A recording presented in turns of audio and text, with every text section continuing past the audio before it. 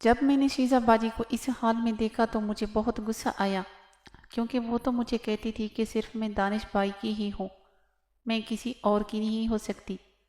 لیکن یہاں تو معاملہ کچھ اور ہی نظر آ رہا تھا۔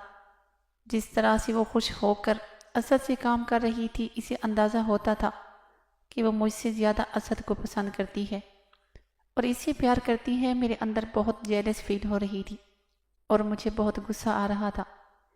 ایک دل تو کیا کہ ابھی جا کر شیزہ باجی کو کہہ دوں کہ تم نے میرے ساتھ دھوکہ کیا، تم اسد کو پسند کرتی تھی، میرے ساتھ بس اپنا کام نکالا۔ یہ سب میری آنکھوں کے سامنے چل رہا تھا اور میں بے بس ہوا دیکھ رہا تھا۔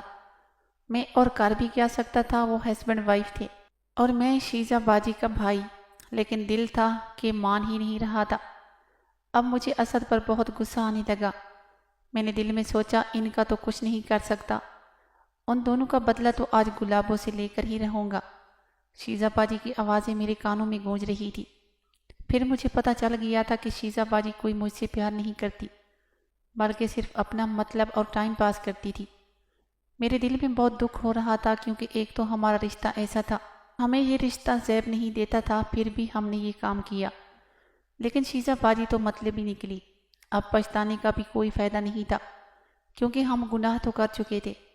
میں اسی خیالوں میں گم تھا، پتہ نہیں کب ان کا کام ختم ہو گیا اور تھوڑی ہی دیر بعد دروازہ کھٹکھٹانے کی آواز آئی تو میں چونک گیا۔ میں نے سوچا پتہ نہیں کون نکل رہا ہے۔ میں ایک طرف منہ کر کے کھڑا ہو گیا۔ دروازے سے شیزہ باجی باہر نکلی، اسے دیکھ کر مجھے اور غصہ آ گیا، کیونکہ میں تو پہلے ہی جل رہا تھا۔ میں نے اس کا ہاتھ پکڑ کر اپنی طرف کھینچا اور کہا، شیزہ باجی، تم نے میرے ساتھ اچھا نہیں کیا۔ تم تو کہتی تھی کہ میں صرف دانش بھائی سے محبت کرتی ہوں، اب یہ کیا ڈرامہ کر رہی تھی؟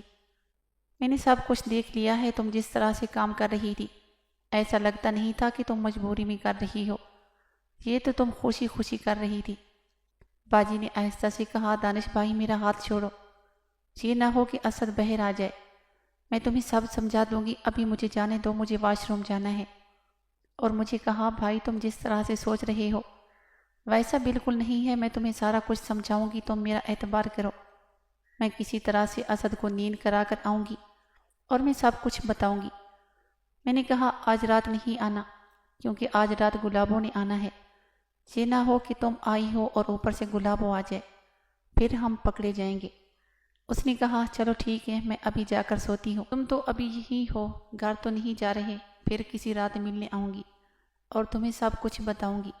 پھر میرے دل میں تھوڑی سی تسلی ہوئی اور میں نے کہا، ٹھیک ہے، میں اپنے کمرے کی طرف چلا آیا۔ یہ بھی ایک انسان کا اصول ہے، اگر اپنی محبوبہ کو کسی اور کے ساتھ دیکھ بھی لیا تو اس کا دل اور دماغ کبھی بھی نہیں مانتا کہ اس کی غلطی ہوگی۔ میرے دل نے یہی کہا کہ وہ مجبوری میں کر رہی ہے، وغیرہ وغیرہ۔